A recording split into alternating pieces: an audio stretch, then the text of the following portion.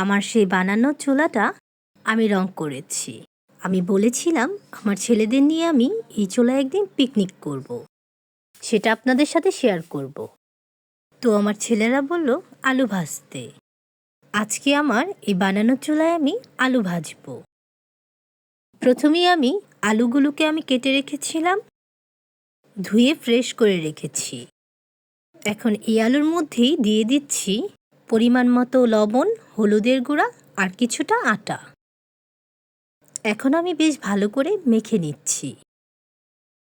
এখন আমি চুলাটায় গ্যাসের ওপর দিয়ে নিয়েছি। লাকড়ি দিয়ে রান্না করলে চুলাটায় কালি পড়ে যাবে, যে কারণে আমি চুলাটা গ্যাসের ওপরে নিয়েই আলু ভেজে নিচ্ছি।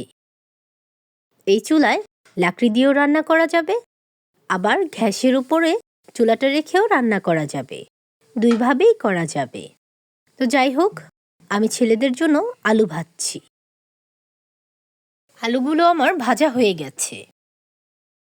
আমার বানানো চুলায় ছেলেদেরকে নিয়ে পিকনিক করলাম, খুব ভালো লেগেছে। তো আপনাদের সাথে শেয়ার করতে পেরে আরও বেশি ভালো লেগেছে। তো কার কার কাছে আমার এই পিকনিকটা ভালো লেগেছে সবাই কিন্তু জানাবেন। তো আমার আলু ভাজা কিন্তু কমপ্লিট।